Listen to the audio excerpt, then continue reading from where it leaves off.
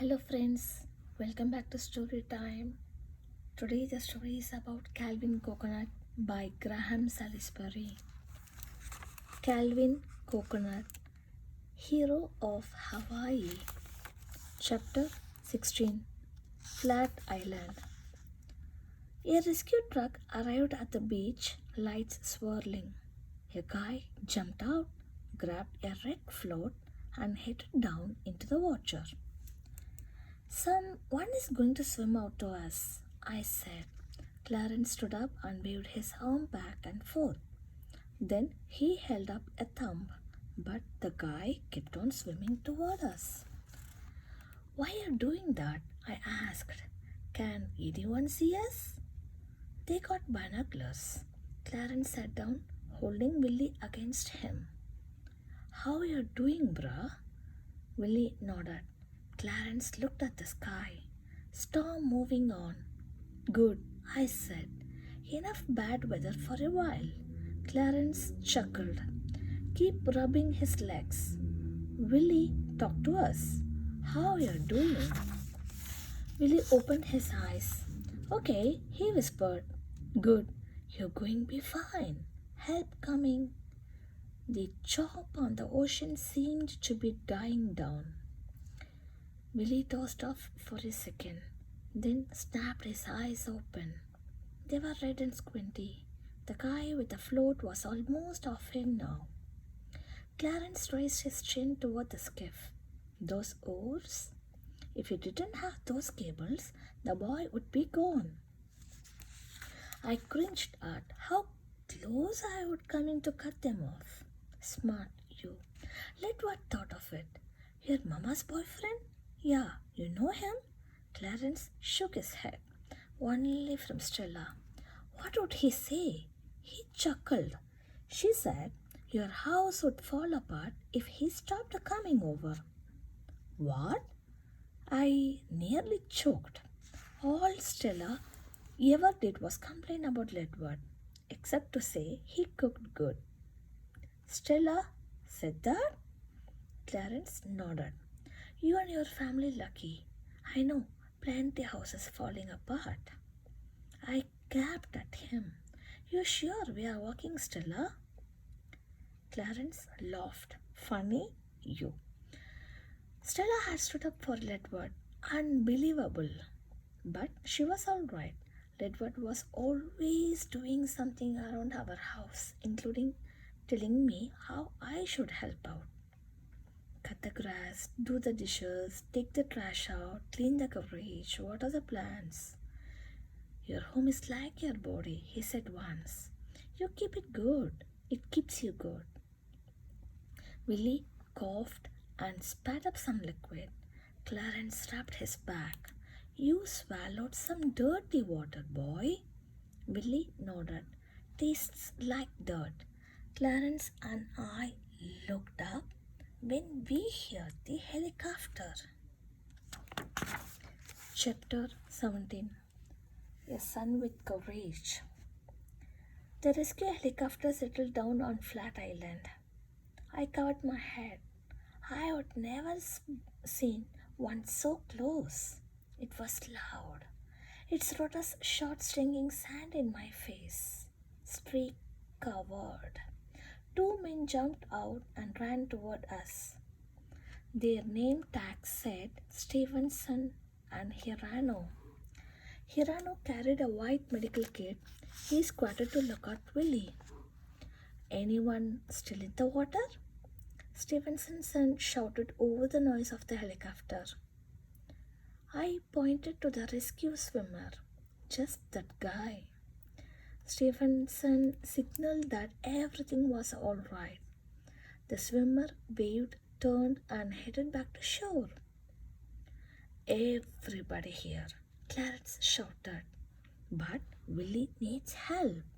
Stevenson and Hirano took Willie's temperature and checked him out.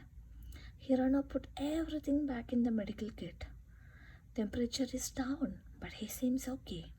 Probably swallowed a lot of water. Might be some bacteria that could make him sick. Willie tried to struggle up. Hold on, Stephenson said. We will carry you. Hirano jogged back to the helicopter. Is he going to be all right? I asked. Sure, Stevenson said. We just have to warm him up and check him out. Hirano came back with a letter. They loaded Willie on it. Willie had enough left in him to grin. I made a fist.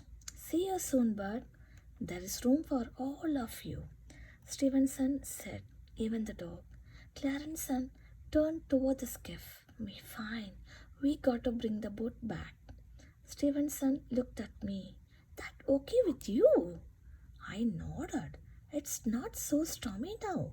That was a wild one, wasn't it? Crazy wild. Stevenson and Hirano took Willie to the helicopter. They set him down inside and turned to wave. Clarence and I watched them rise to the sky. The pulsing sound faded as they flew back over the beach.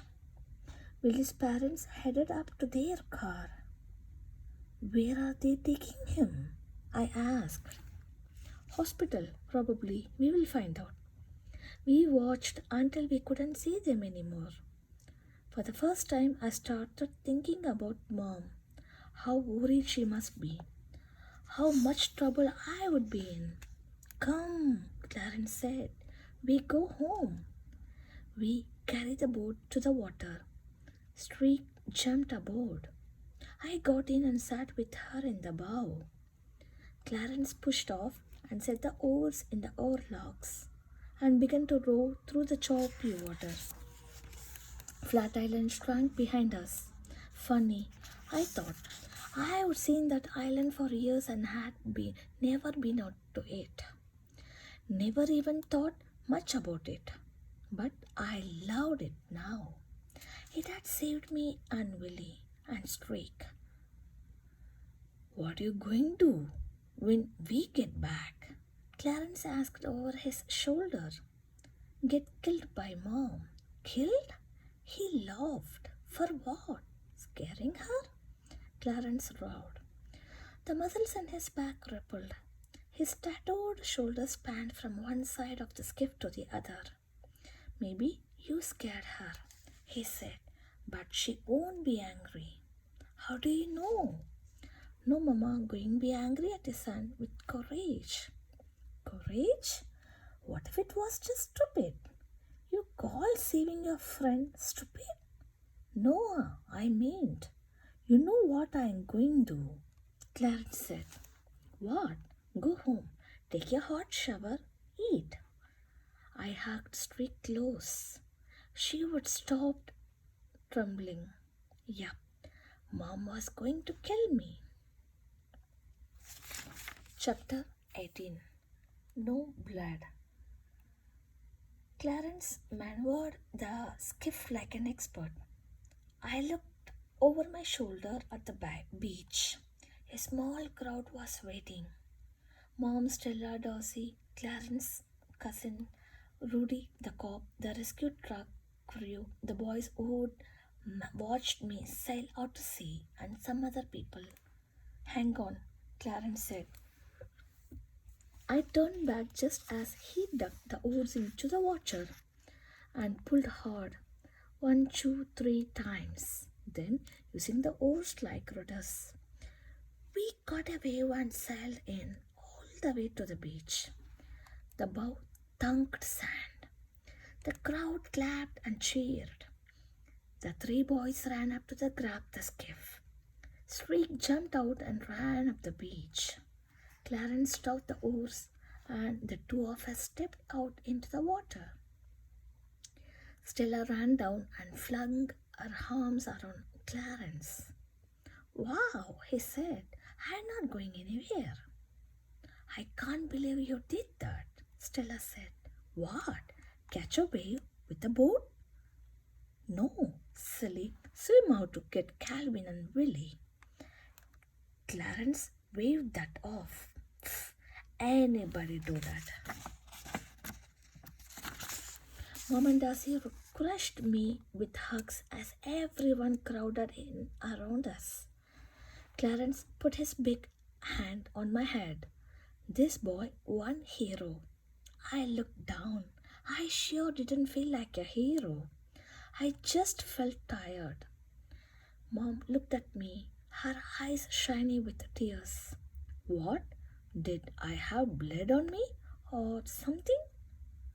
I rubbed my face and looked at my fingers. No blood. Mom, thank heaven you're safe, she whispered. I have never been so scared in my life. I'm fine, Mom. Shh, she said. Not now, Calvin. Just come home.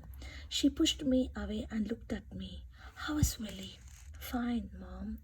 They took him in the helicopter. He swallowed a lot of water. Oh no, not that filthy river watcher. Yeah, she winced. I turned toward the skiff. Clarence already had it figured out. We carry, he said, you and me, easy. I looked back at Mom.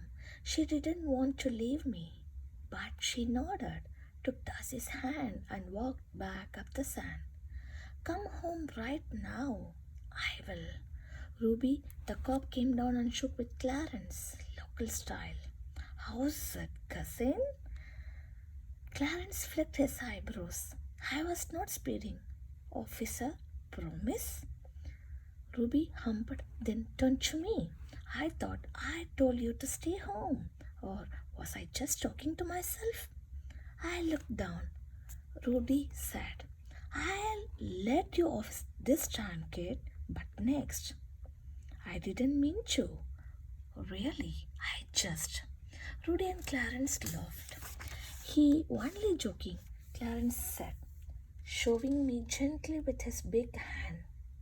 We mind him. We got a boat to carry. Rudy smiled. You two did good. Stella looked at me. Were you scared? Had I been? No, I said. I didn't think about it. But I probably should have been. I thought. If you live near the ocean, the first thing you would better know is how to get out of trouble in the water. I was pretty good at it. But Willie sure was not. What you did was brave. I couldn't believe it.